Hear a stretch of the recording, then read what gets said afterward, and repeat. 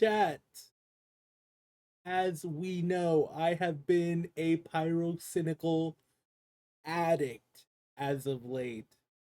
And his newest video, now he's in serious trouble. Who's in trouble? I don't know. But we're going to figure it out. Probably going to have to be Clavicular, since Pyro has been loving him lately. And also the thumbnail, although you guys can't see it. You think you're in control. Control? You're not. All the vernacular that you guys have seen Call. go viral on Twitter is not actually Luxmax terminology. It's just random dumb shit that people put. Why did he use vernacular? Vernacular. Why are we trying to sound so like intelligent? Jester goon, like that's not actually a thing. Little man went. So I've been covering Clavicular a lot recently, and I think the situation regarding him, it just somehow keeps going deeper. It is this rabbit hole of... Are we too loud? Try that. Looks maxing, bone smashing, thumb pulling, steroid taking, restricted substances abusing, and it just never ends. So I do want to preface as well, I'm going to use a lot of buzzwords here that may not make sense to the average person. A good example is how I talked about in the previous video. A lot of buzzwords, but like most of these words mean jack shit to me, and I don't understand what he's saying. But it's okay, because we'll learn what he's saying. It's a certain woman came onto Clavicular stream and she was dubbed, her own title, not mine, the ASU Foid. And he basically claimed that she started her streaming career milking him. She kind of good looking though. Respectfully, chat. Very pretty smile. Entirely, and doing all of it while he was in jail when he got arrested to snipe his viewers. Can you believe that a bitch waited until I got to jail to go Whoa. Clavicular, we do not use that language here. We respect women. W Cryo in the Big 2-6. We are respecting women. Like snipe my viewers? Like, I was in jail, dude. Are you serious right now? These hoes ain't loyal, okay? In jail, by the way. Yeah, you right, these hoes ain't loyal. However, hoes, bitches, and women are different.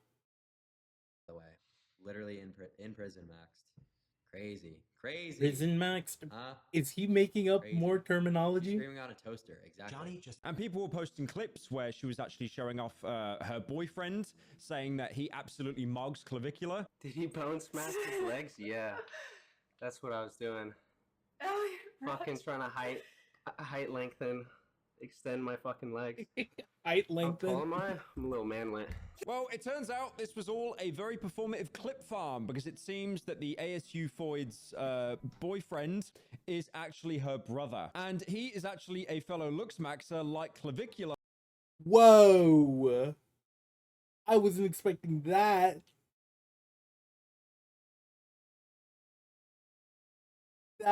Whoa! Can't trust anything, brother. And he's actually in crutches because he got limb lengthening surgery to height max. I hate the current state of the internet so much. Why are we saying these words? Why are we adding max to words? Why are we lengthening our legs whenever we won't be able to walk normally for months? Are you that insecure about your height where you have to like force yourself to relearn how to walk, dog? Plus, like, if your legs aren't proportionate to your body, you just look goofy. So I don't think that it's very maxing of the looks. Fuck, I hate your feeling those words escape my lips. maxing, jester maxing. Now, you may have seen on Jester Twitter a lot of maxing. bizarre buzzwords that are thrown around at the minute. Like I said, you know, dinner cell, jester maxing, goon maxing. Clavicular actually came out and said that this limbo is a disgusting offshoot of what looks maxing terminology actually is, even saying that jester gooning is not a real thing. Clavicular had to keep his cortisol levels at an all-time low. Every single person loved, for some reason, the lingo, you know? And that's not even the lingo that I use at all. This is just dumbasses on Twitter just writing random words. No one understands. It's just random gibberish. All the vernacular that you guys have seen go viral on Twitter is not actually Luxmax terminology. Listen, the only vernacular that I enjoy that's going viral on Twitter right now is hag maxing and goon maxing. Those are the only two maxings that make sense in my little pea brain. Right? Yeah. Yeah. Yep. Besides that, I ain't got no more storage for these made up words. We're not looks maxing, we're not height maxing. We can looks unmax. Like the dude on Instagram that like does like half of his body workouts and he's got like a really uneven trap. It's just random dumb shit that people put. Jester goon, like that's not actually a thing. I mean, the word jester maxing does annoy me personally because quite a while ago, I did end up getting a jester character, mostly because I'm deeply mentally ill. God. But now the word is just being You thrown are around mentally ill, everywhere. Like, you've Pyro, probably and that's seen why we the love gif you. of the jester, and he's dancing around trying to impress a female, and how that has now just been labeled the iconic gif of jester maxing. He also had a rare, wholesome moment on TikTok. Oh, shit, there's actually fucking penguins? Yeah. Let's go down here. Oh my god.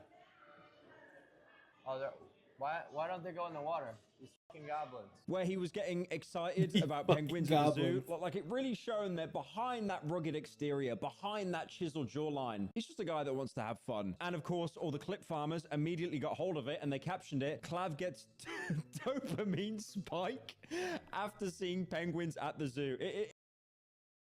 You know, that reminds me of a very funny thing. Quick little story time. I know I'm interrupting the video, and this has nothing to do with the video really, but we're gonna go on this tangent. Back when I was in high school, I got my wisdom teeth removed, and I was looped up on the medication while we were leaving, and the whole ride home I was just apparently telling my dad that I really wanted to go to the zoo and I wanted to go see the penguins.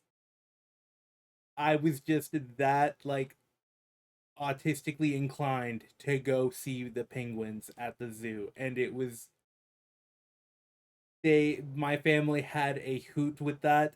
They put like apparently National Geographic had like some penguin thing going on, or that was on that day, and they laid me up on the couch, turned on the flat screen TV, and I just watched penguins all day long. I watched penguins all day long. I drank my little soupy soup, and I did not ever get taken to the zoo to see these penguins, so I am still very upset about it. Should have taken looped up Cryo to go see penguins. All I'm gonna say is it would have been the best time. Even the people at the zoo would have probably had a hoot. It's like everything now cannot be a genuine emotion. You can't feel happiness. You can't feel anger. It's either a cortisol spike or a dopamine spike. And he actually did a desktop stream with the ASU Foid and the ASU frat leader. Like, imagine explaining this to someone even a year ago. They will be like, bro, you need to stop smoking like right now. There is a part of your brain that is just not functioning anymore. So you may remember in the previous video, I talked about Clavicular being charged and arrested with 2 felonies, a misdemeanor. That was after he was out. I did not watch this video. I know you made another video. I did not get to watch it. and we have too many videos to get through tonight, but like,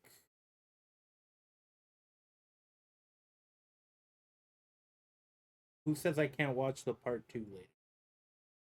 Or, well, technically, what would be the part 1 to this part 2, unless I'm somewhere else in the timeline, which is technically a part 3, because I guess the part 1 would have been the alt-right Avengers that we already watched, but I digress. Let's keep going. Outside a nightclub in Arizona carrying a fake ID. Since then, Clav was bragging how this is going to be an open and shut case. Why are you giving him like an actually decent nickname? Make fun of him. Call him like Stinky Jaw Man. But like Clav, in the bag. I He know has what you the doing. Saul Goodman, saying himself the New York Yankees of lawyers, even bragging that he spent apparently $100,000 in legal fees. We Ooh. should hopefully be chilling, you know, and after the trial. You know, I just wanna play it safe. Exactly. I just had to get my shit in order with all the legal stuff, but I'm a little bit more confident in the situation now, is what I'll say. How? Because Okay, I'm gonna be so for real here. And it's probably just because I'm a silly VTuber and I don't follow this like portion of the internet.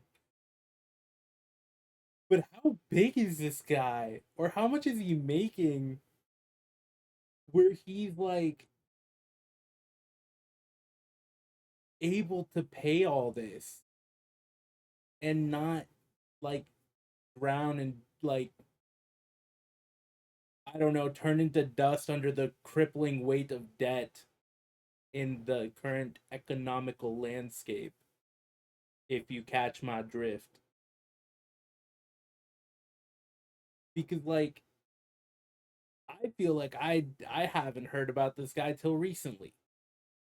And I know that like there were like Pyro in the video said that or not in this video, but in the other video, he was talking about how he was like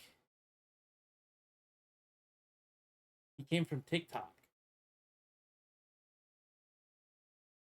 And I don't know. I feel like him and like Andrew Tate and all them. Like Andrew Tate, I get it. He like sells rip off courses and whatnot. So that's probably where most of his money comes from and just people being idiots. But does he sell courses too? Because I know damn straight that there aren't many companies, if any, that would like pay a good bag that would want to like sponsor this guy. Unless it's like self-help stuff and you know that's or supplements, and those two industries are little demons of their own. But you know, I digress. I basically hired the New York fucking Yankees. However, I am partnered with the one good supplement company, you know, Gamer Shops.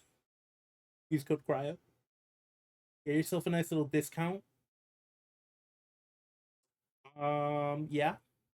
They have a Kaho metal shaker out right now. Very pretty, very pink. Girls, that drop is for you. It is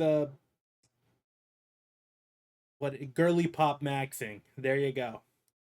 Of lawyers or whatever. Got the New York Yankees. I've spent probably $100,000 on legal retainers easily this week. He also revealed, unsurprisingly to no one, Aiden Ross was the one who hooked him up with his lawyers. He did, actually. He gave me like the best of the best. I got like the New York Yankees of lawyers. Well, it seems that Clavicular, Be doing unfortunately, this live now on owes stream. Aiden Ross an eternal favor, like many other streamers, because it recently came out that all the charges levied against him were completely dropped. I do like the fact that there are multiple streamers out there that owe Aiden Ross favors. That is one of the last people you would ever want to owe a favor to. Now, this is definitely proven the case was dropped. It wasn't just Clavicular coping on Twitter. There was actually a New York Times journalist that interviewed him, and they basically said that there's no reasonable likelihood likelihood of conviction. And remember how journalists have a certain level of decorum, a level of respect with how they treat certain topics? Me neither, because he said in the tweet, Clavicular has freedom mogged the Scottsdale PD. We're literally just attaching like maxing and mogged to the end of Why? everything. And even Polymarket came out saying that, don't worry guys, Clavicular gets to mog another day. Now, if you didn't know, Polymarket is so a bad. big gambling website where you can basically bet on predictions. So this means that Clavicular's felonies getting dropped was actually something that you could gamble on. Did you say Yamba? Yamba? Yo. So already they're trying to get their money in, because if you go on the Polymarket website, they're already predicting that he's going to get arrested again before the 30th of June. And there's a 45% chance of that happening. And then obviously Clavicular posted the New York Times article just saying, you just got a mog. And now on to Highguard. I wasn't going to open the video with this because you probably already saw the critical video. But Bro, why are we talking? We're 6 minutes in. Is the rest of the video going to be you talking about Highguard? Did I get baited?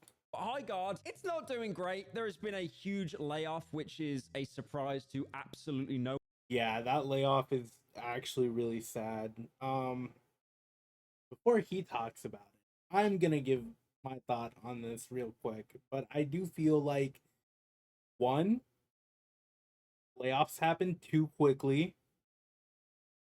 And I feel like these companies need to, I don't know, maybe deal with their mistakes in a better way. Like, I don't know, keep your dev team so that way you guys can actually fix the issues that you had on launch. Provide those jobs to the people that have stuck with this game for however long it was in development. And not make the players suffer all because you want it to be cheaper and you want to have a skeleton crew run your shit. Because guess what? You're not gonna get your game to be better with a smaller team. You're not going to fix everything quick enough with a smaller team. And ultimately, you are just going to fail with a smaller team when you have so much work to do. And also, why did we launch the game with only 1 or 2 game modes? Like, what were we thinking? Woo! It should have been a beta! Woo! We need more content!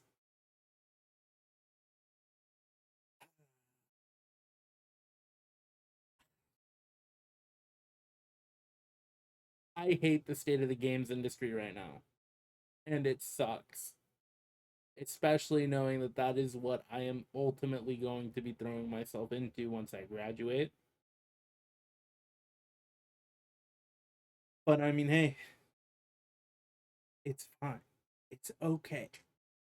One again, I played the game on stream. I put a couple of hours into it. It just felt like it was trying to do a jack of all trades, master of none. It had, you know, base destruction, kind of similar to Rust, but nowhere near as in depth. I guess you could open and close the windows. Wow, that's very cool. It had the sound mechanics of CS:GO with footsteps, but then it was cranked up to 11, so people 3 kilometers away, you could perfectly hear their footsteps for some reason, so it was really disorientating. There was weapons that were ranked by rarity and color, like for example loot that you find in Fortnite. Again, it just tried to be everything, and because of that it couldn't hold its ground at all. And people are saying that this is Concord 2. I think it lasted a little bit longer than Concord 2. This had a chance, a very small chance, but still had a chance because it was free to play. Concord, you had to pay money for it. The fact that Highguard was free to play, I really thought that it might last a couple of months at least, but this was like, what, 2 weeks? So it came out that Well, it could have lasted a couple of months at least,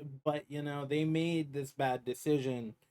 And now, instead of us ultimately maybe getting worked towards a better product for the players and a better product for like the industry and potentially another learning experience, kind of like, I don't know, maybe like No Man's Sky or like Cyberpunk, where these were ultimately learning experiences for the companies, and they like were these big miracles that happened for us.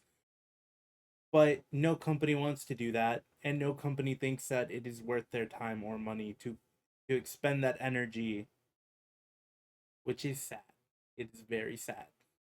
Wildlight, the developers behind Highguard, I'm very most of the salty. team My were bad. basically laid off. And it's really sad as well because it's obvious what is going to happen with the game now. It's going to have the exact same fate as the Suicide Squad game that came out. Remember they had that whole battle pass planned out where you'd go against Brainiac or whatever his name was in different universes, have That different was boss Mr. fights, Freeze. and you'd be able to rescue all of the, DC characters. And a lot of people were really hyped about this game because it was made by Rocksteady, that were known for the Batman Arkham games. That's like an amazing series. Or the And more first one was importantly, it Mr. was Freeze. basically My one of bad. the final performances of Kevin Conroy, the original voice of Batman, most notably known in the animated series. And that role was so successful, they basically started using him in all the Batman games. Kevin Conroy's voice was synonymous with Batman, and that was basically his last video game performance. And the game flopped. They let go most of the team. They moved on. And you could really tell each season the quality got lower and lower because they went from these amazing,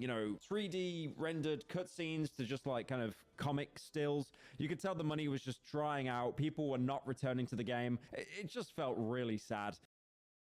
I feel like the comic stills is like a cool little thing. I mean, I personally, whenever Bungie, don't get me wrong, I love the high end cinematic stuff that Bungie does, and I love the high end cinematic stuff that Blizzard does, and there's no replacing that stuff. Um, However, I am also a big sucker for like the comic style stuff. Like whenever Bungie does little ink blot cutscenes to deliver lore to us, when it isn't overly used like it was in Lightfall, I feel like it is a fantastic, like little fresh way to deliver the boring lore, because it makes it feel not, I don't know what the right word for it is. I'm gonna say mystical, even though I know it's not really like mystical, but it's the only word that's coming to mind right now. However, I just feel like the delivery is really nice. It helps because it's so much lore that we get fed in these little things that I feel would not be properly executed in a high budget cutscene. Kind of like the intro to the Borderlands games, how those are done with like a little map, and it's like that 2D ish thing, and then you get the cutscene that introduces the four characters, and you're like, whoa! But like you get your little like lore bit at the beginning, if that makes any sense. I don't know. I just love that stuff personally, but I also get how it can be kind of a signifier of, hey, we're running out of budget, because these companies would probably rather have a high budget cinematic. And the only company that should be doing high budget cinematics 100% of the time is Blizzard, because anytime that they go lower budget, it's always trash. New Vendetta cutscene was phenomenal in my opinion. We're going back to the good days. So there was a former employee called Alex Grana, and he basically came out saying that most of the team, they were laid off. He didn't seem too hard done by it. He basically ended it by saying that he's excited for the next adventure, almost implying that he was kind of happy to get out. And again, you need to keep in mind, no one would have been talking about Highguard if Jeff Keighley didn't use the Game Awards to shill it so much. And that's why people wanted this game to fail, because at the end of the Game Awards, people were thinking, could it be Half-Life 3? Hopium? I mean, that was never going to happen anyway, but then obviously you get this game that's like a team shooter. It plays a bit like Valorant. The characters have special abilities. It plays a little bit like Overwatch. It plays a little bit like Rust, a little bit like CSGO, where you place bombs on the site. Again, it just tried to be everything. And because of that, it ended up being nothing. And then and I do feel like that did also screw them up like a lot. Just taking that final slot during a big game award in that slot, having like the expectations that it has had over the past couple of years, is like kind of ridiculous. And while Jeff may have offered it to them, Jeff kind of fucked them with that, and there's no other way to put it. However, they also could have just denied it and not done it, and they could have been like, hey, we don't want to be there. However, who knows? Who knows? I can only hope that if it's true that they didn't pay for that slot, that the money that they saved on their advertising because they went radio silent right after, I can only hope that they poured it into the team and poured it into making the game better, even though it did not release well and was not received well. But I can hope. I think that's my copium right there. I'm not gonna lie to you. There was Josh Sabell, who was also a lead tech artist at Wildlight, basically just reiterating the same things. There were loads of other employees that tweeted out that they were basically being laid off, let go. And then even Jeff Keighley surprisingly came out to say, yeah, a lot of people got laid off. It was only 16 days after its release, saying an unfortunate, brutal, and sad outcome for a game I enjoyed in early playtests. Okay, but Jeff, you kind of initiated their demise as well. Like there's no way that you have zero blame here. Granted, you didn't know it wasn't going to be received as well or as badly as it was, but you did kind of set all this in motion for them. IMO. Now, for anyone that's playing Highguard, wait a minute, I need to check the Steam count. So, to all 1,900 players, oh my god, that is dropping fast. At the time of recording, that are happily still putting time into the game, even though it's dropping faster than any kind of shit coin that is being put on the internet, you'll be happy to know that Wildlight is not halting progress on the game. They are still going to support it. I think they're still going to go with their like seasons of adding new operators or heroes or whatever they call them. So they're not shutting the game down, but again, it's like the damage is basically already done. I remember like every streamer was playing the game when it came out, and now no one really wants to touch it anymore. I mean, well, every streamer was playing the game when it came out because they wanted to make a spectacle of how bad it was going to be. Because everybody walked in there with the lowest expectations possible, given the fact that it was A, another hero shooter, B, had so many issues with connections on release, and C, nobody was excited for that in the final spot. So we can say, yo, look at how many streamers were playing it day one. They were all interested. They all wanted to make a giant spectacle of it, and they knew they were gonna get hate watchers for the game. Let's be honest here. However, I will say I would have been the biggest hate watcher had I known the game was going to release that day. But guess what? I forgot about it entirely because there was no marketing. Oh my god. And I say hate watcher not because I wanted the game to fail, because I feel like that is just that's a whole nother topic of conversation. I don't ever want a game to truly fail. I do want it to flop, but I don't want it to fail, because if it fails, that is bad for the industry. If it flops, it's like I want it to stay active and I want it to get better. Also, my tracking just died as I was talking about. Okay, back to what I was saying. I just feel like when games don't succeed, it is a big problem for the industry. And if more games were to, let's say, succeed after they flopped, taken the time, and were actually incubated properly, it would be so much better, not just for the industry, but for the companies that are pumping these things out. And I don't think that they understand that. The biggest thing here is player trust. You have player trust, you have players that are willing to pay a lot of money for the games.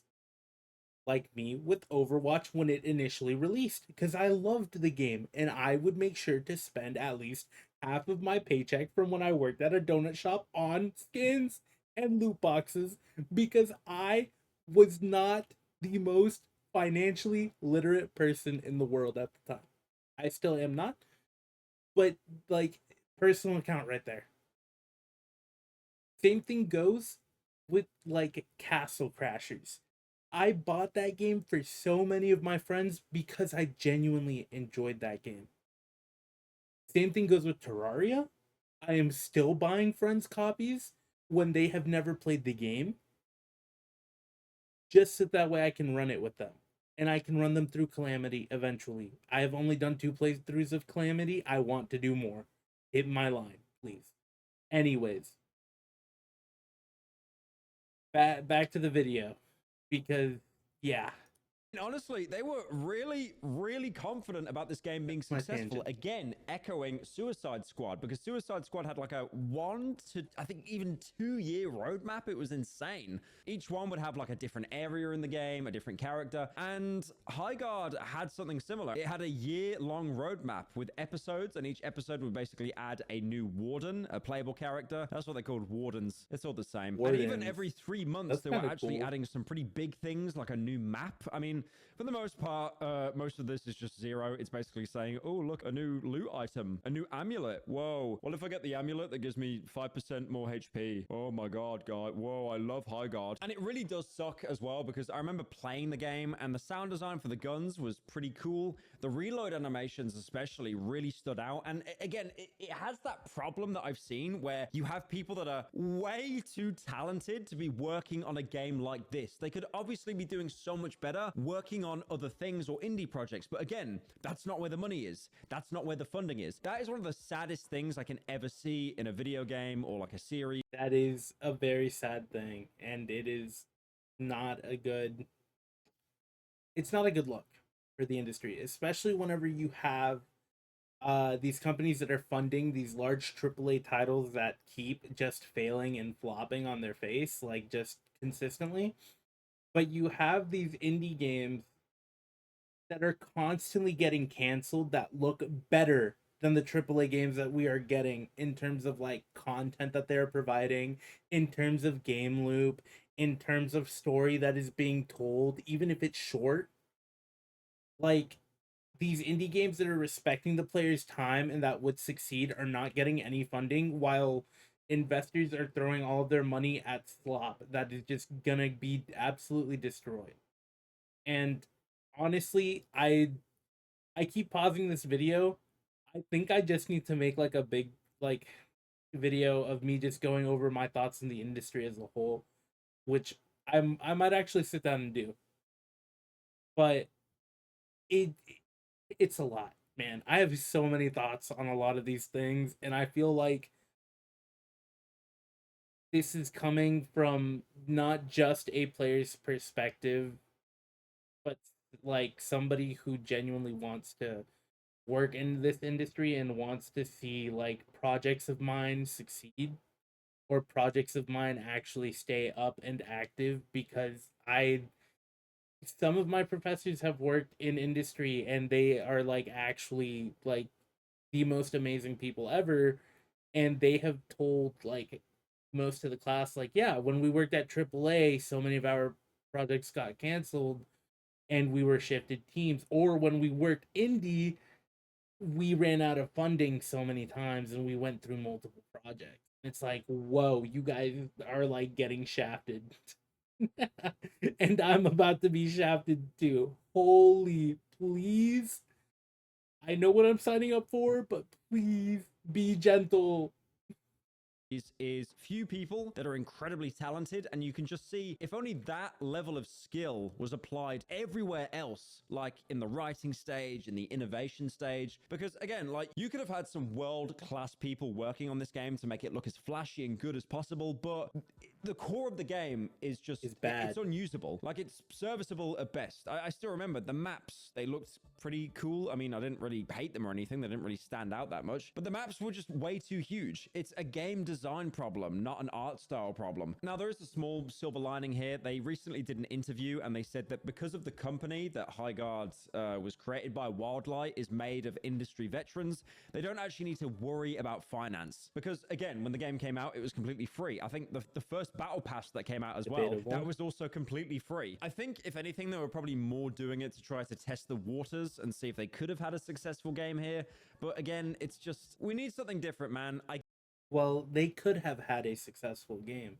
One thing is that yes, the market for this game is pretty oversaturated because it automatically gets lumped in with hero shooters. However, if you look at Marvel Rivals is very successful. Now, you can say that that is because it came off the back of the IP of Marvel. However, that wasn't the only thing that helped it. And granted, I feel like if those developers had, I don't know, maybe made their own roster of heroes with the absolutely phenomenal art direction that they have, in my opinion, they still would have made a banger game that would have blown Overwatch out of the water and forced Blizzard to make the changes that they are making now. Because Blizzard, if you guys have not noticed, while personally I think that their character direction has lacked heavily until this recent drop that they did, and even then, a lot of the characters, in my opinion, have same face syndrome. While yes, they do look different, I cannot unsee certain things because let's be real, the chick with the fans, she does look a lot like Juno in my opinion. And what is it? Domina kind of looks like Farah. Like whenever I first saw her, I thought that this was like, oh, Farah skin. No, it's like she's her own character. And she's Dommy Mommy, so she's kind of bad. IMO. But that is neither here nor there. Anyways, Highguard could have, I'm not saying that they could have trumped the Marvel Rivals, but they definitely could have, I don't know, maybe been a bit more successful had they released with a few more game modes, had they released with, you know, better, maybe a better character roster. Because a lot of them just are interesting in my opinion, but not good, if that makes any sense. Like playstyle wise, I don't think that they look good or appealing. And whenever you have people going into an oversaturated market, they need to be able to one market themselves properly, which is another problem that Highguard had, which we've already been over. They didn't market themselves at all. And you need to release something that makes people want to play your game. Like you have to be different from Overwatch, you have to be different from Marvel, you have to be different from Siege. But whenever you're taking all of these things from all of these games, you aren't being different. You're just being a like Frankenstein like blob of everything that, as Pyro said earlier, is, you're doing everything, but you're not doing it well. Like jack of all trades, master of none. Like that, and that's not good. That is not good. I will take what I enjoy from you, and I will go find whatever game makes that more enjoyable. Rather than you trying to lump in a bunch of players that like these different mechanics, and then, you know, we try it out and we're like, yeah, I mean, okay. But my main game, my main bitch does it better. Type beat. Get it, right? The problem is now we've reached a point where video games are not original. They just try to imitate whatever's popular. And this happens in any industry, right? Like, movies, video games, music. That's why like everything's a remake, everything's a remaster. Sometimes they can be really good, but most of the time it's a company that goes, oh, I don't want to try something new. I'm just going to do the old thing and give it a new coat of paint. Yellow paint so the player knows where to go. and that's another reason why the indie scene at the minute is absolutely thriving. I get it. Okay. I'm not going to be one of these people that's like, oh, indie game is saving the industry. Okay, but we have to be completely real here. Every single game has already been created in a sense. So like this argument, while true, is also invalid at the same time because everything everything that will be made has already been made. We're just putting different looks to it. It's like Marvel Rivals was already Overwatch.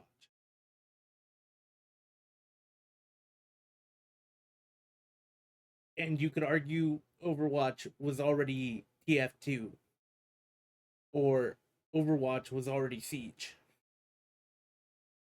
The hero shooter genre is just the same thing over and over and over again with just different mechanics, like which is the different coat of paint painted into it every single time. So this argument, while it can be made, it also cannot be made. But that is my stance on that. Industry up dukes to the left. There is so much indie slop that's put out, you know, like streamer bait games. I mean, recently I played a game called Hellmar. We love streamer bait games. I need to play Helmar, and I will say I picked up Yap Yap, so we will be playing Yap Yap on stream at some point soon, hopefully. That was terrible. That was complete trash. Like, that is one of the most disappointing games I think I have ever played. It was a game that was meant to be short enough to have massive replay value and experience all the different outcomes and all the people that would come into the store that you'd serve. But a good, like, third of the game is you stacking shelves. And not in an interesting way like that horror game where you're, you know, trying to stack shelves and serve customers that Corey Kenshin and Markiplier played. It's just stacking shelves. It's so boring. I don't understand how they thought they could make any kind of gameplay loop after that. I mean, honestly, that game, Helmar, I could be wrong. I did not see a single person play it. I never saw Jacksepticeye play it. I never saw Markiplier play it. I didn't even see Antisepticeye or Darkiplier play it. If you understood those references, you need to get off the internet. Now, AI. AI is getting pretty scary. Ooh, AI is coming for your jobs. Maybe not I wish that was a joke, figures, but I it definitely literally did is. see a Now, lot it of seems people. that about every 6 months or so, a new company releases a more updated AI model that just gets more and more realistic. Again, please take us back to the day when the first AI video. You know, I will say I do think that I might actually enjoy Pyro talking about multiple topics in a video, rather than focusing on a topic in a video, like he used to. So, yeah. videos was like Will Smith eating spaghetti. You could probably Bro, oh my god, I was talking about this with people the other day.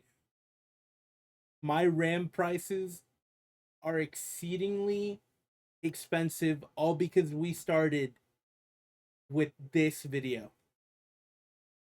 This is where AI started, and I feel like if Will Smith had just given us a video of him eating spaghetti, if he had just done that for us, that would have changed the course of time. Would AI still be a thing? I don't know. I feel like we would have all been very happy with a normal video of Mr. Will Smith eating spaghetti, and we would not have turned to AI for a video of Will Smith eating spaghetti. And that isn't the only thing, but also like these AI like things are fucking with my PC prices, and I don't like it. They are fucking with my console prices, and I don't like it. Pretty soon, you're gonna start messing with my game prices, and then what am I gonna do? What am I gonna do? You're already coming after a bunch of industries that I love. Leave my games alone.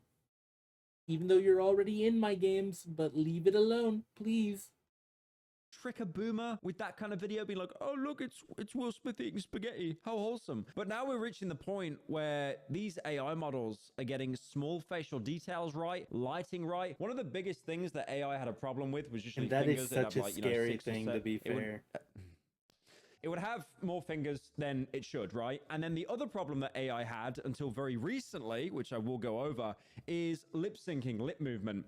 The mouth always seemed to be very kind of artificial. It would like open its mouth like too much enunciating. But recently there's been a video circulating of Bryan Cranston, who I'm assuming is playing Walter White in this scene. Honestly, like, I can't even make jokes here. It is absolutely horrifying how accurate this is.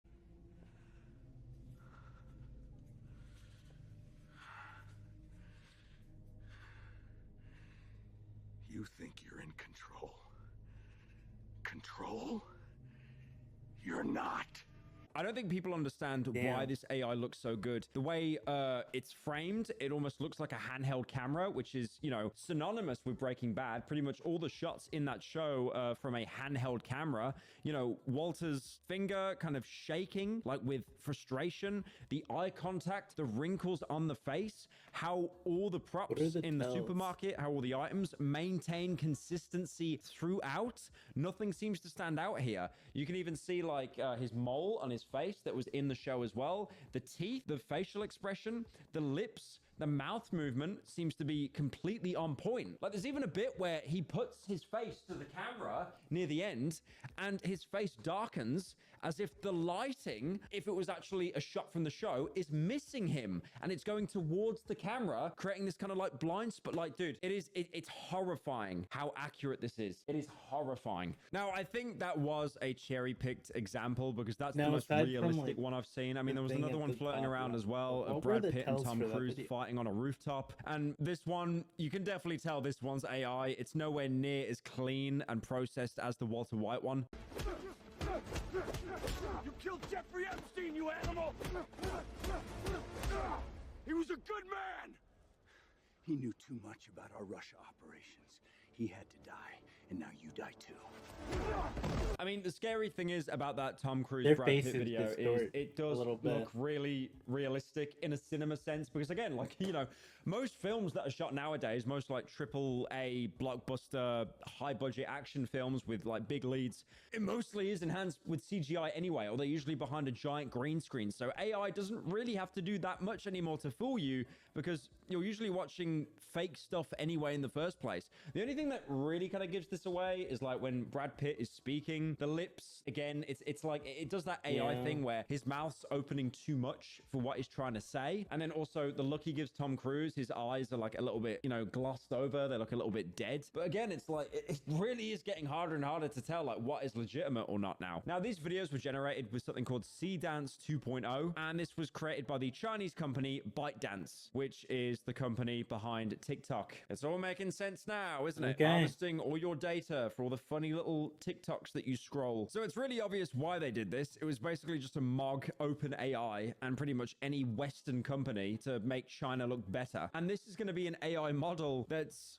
basically going to be open for anyone to use. We really are going to reach the point where you cannot determine what is real or what isn't. You can have people that are implicated for things that they never did because AI has faked it. And then on the other hand, you'll have people deny things that they did do because AI will become so convincing they can just say it's AI. People are also bringing up copyright concerns about how this company I hate to say this, but the time of the AI influencer is coming. And that is a very scary thing to think about because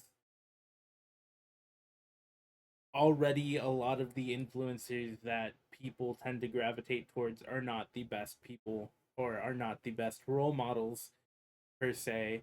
Granted, nobody is really necessarily a good role model, in my opinion. There are better and there are worse, but nobody is like the end all be all like this is who you should aim to be like.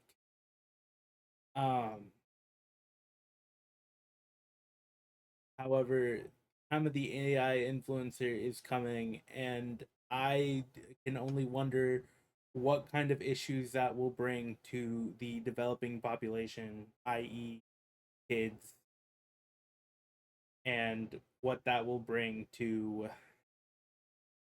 our older population that is already falling for things that are clearly easily AI because they do not have the trained eye for it, because they are not having to interact with it as much and are not having to deal with it as much. This is all getting very bad and very scary very quick, and sadly, we, in terms of setting things up so that way there are more regulations in place, we as a whole are very slow to it.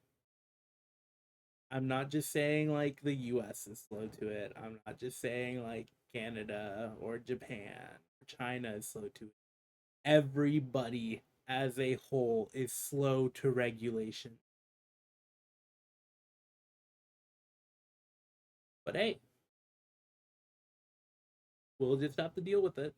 Is even training its models, because again, it's really obvious that on TikTok they are harvesting your data to give these models more knowledge to work with. Now, there was a Time article showing that AI researchers in China generally have a lot more access to copyrighted material as opposed to the United States, which explains why this model is so good Well, at yeah, because there's like recreating, no well-known copyright law actors and over there, if we're characters. being Because honest. again, if it happens in America, it'll be sued and shut down. If they steal an American character and use it in China, I mean, what's America gonna do? China, stop that. I don't like that, China. Don't make me do China, stop another. that. Wait, what was it again? China, can you stop doing that? I don't want to raise another tariff. How do I do a Trump voice? I don't know how to do a Trump voice. Homer Simpson. Now you see, I love China, but I don't like China. China, stop using my face for AI, or I'm gonna have another tariff, China. I mean, a lot of people at the minute are blaming OpenAI for setting this It might not be precedent good, for but it's opening the funny. floodgates, because you may remember the great pandemic on Twitter of Studio Ghibli art slop. It was just AI generated images that used the Studio Ghibli style, and it just looked terrible. Like, there was no originality behind that. Look, I'm gonna be honest here, all right? You know I'm a degenerate. I commission degenerate art, okay? But genuinely, I feel so bad for artists at the minute, because if anything, I feel like artists can be incredibly talented people. Sadly, artists are the first thing that are getting replaced. Or well, not. I mean, writers. Writers might have been the first thing to start getting replaced. Now it's artists. But then again, anything written with AI is like really bad, poor, and is not concise. Art is a little bit easier for AI to fuck with. Not because it is good art, but because your average person is gonna be like, oh, that's passable. Because your average person doesn't have any respect for the media. And it's gonna be the same thing with like writing, music, sculpting in like a 3D sense, since sculpting actual clay and whatnot can't be replaced. My bad, that was a yawn. But anything that can be done digitally is ultimately just gonna fall to AI at some point, I feel. And I just can't wait until we revert back, or until we all just end up deciding that it is passable and we all just give in. Which I don't think my generation or the generation following will give into it, but at least I hope the generation following it won't give into it. But if things keep going the way that they're going, eventually it will just be, oh, it's passable? Okay. Why would I do it? Not because of what they do, but because of the But then again, hold on, I should have finished. But then again, the muses are so important to us. I don't. Hold on, how do I want to formulate this? The muses are so important to us psychologically, I feel, because they help us like put our emotions into something constructive that I feel like they can't ever truly be replaced. But I do feel like there will be a drop in quality, and we will not see artists as talented as the artists that we have today and the artists that we have seen in the past. I do feel like that is where it might take a hit, unless like it doesn't get that bad and I'm incorrect, which I hope I'm wrong, because I am genuinely a person who feels like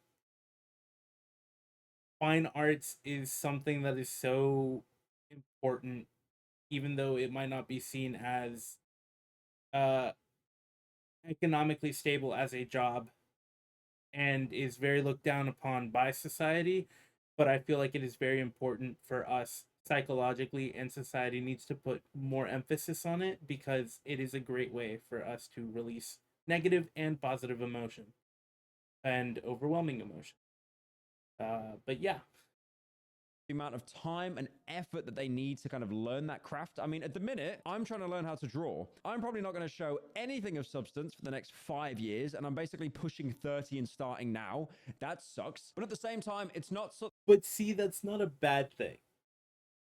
And I hope he touches on it, but I will say, like, it doesn't matter when you start learning these skills or when you start learning the any of what I would call the muses, uh because that is just, you know, we all want to learn it at some point, or we, you know, it's never too late. It's never too late to learn something as enriching and as important as a fine art or a skill like this. Uh because it is just a way for you to exert yourself, and I feel like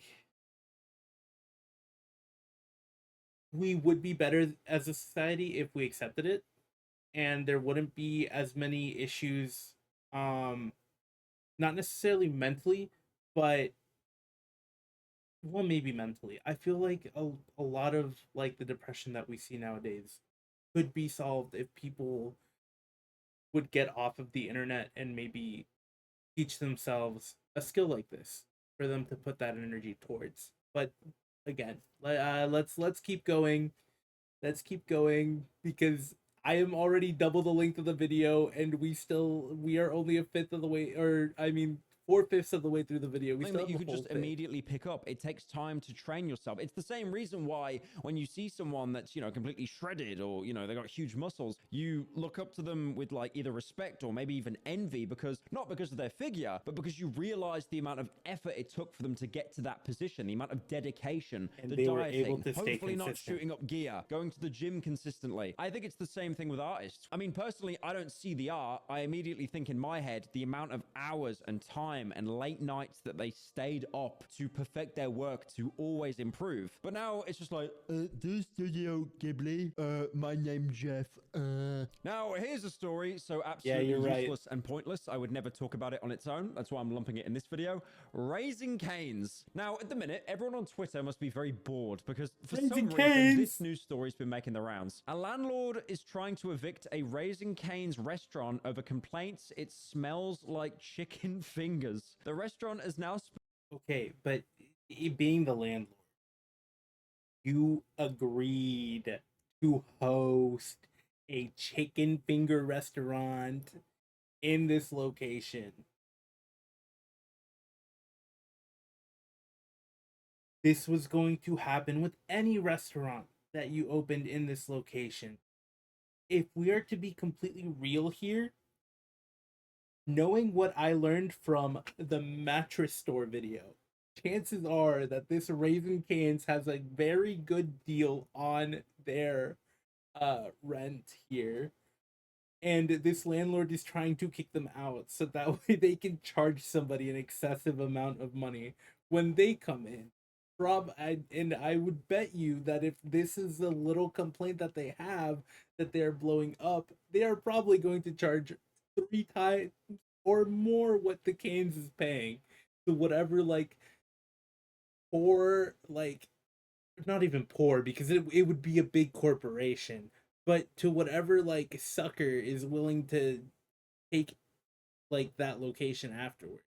spent over $200,000 trying to reduce the smell. So they're trying to evict a restaurant that serves chicken for smelling like chicken. Now, the thing is, I'm not sure what kind of person you are watching this video. I'm not sure what kind of group you belong to or what your beliefs are. There is one group that everyone unanimously hates. It's landlords. And oh my God, there were so many people renting landlords on this tweet, you know, just saying that they should deep fry landlords. I don't think I've ever had an experience where someone actually likes their landlord. I love my landlord. landlord, mostly because I've never met them. So the landlord is trying to evict through the government, I'm guessing, or the city council, this Raising Cane's restaurant because he has tenants that live on the second floor of the building who are complaining about the smell. Again, like, bro, you are living above a fucking chicken shop. What do you think was going to happen? Why do you think the rent was like half the price of the house down the street? Now, in the lease agreement, Raising Cane's agreed that it would use all reasonable efforts to minimize the odor. So again, it's like, what the fuck are you going to do? You're going to put all the car air fresheners that we used in the film Seven, where they tried to hide a man's rotting body. Like, again, you're trying to make a place not smell like the one thing it sells. Apparently, again, they spent 230 grand in. I'm gonna be so for real. If you're renting that location above before the Canes moved in, then I guess you have some grounds to complain. But if you moved in afterwards, you should have known, brother. You should have known that this was going to be stank. You were going to smell chicken all the time.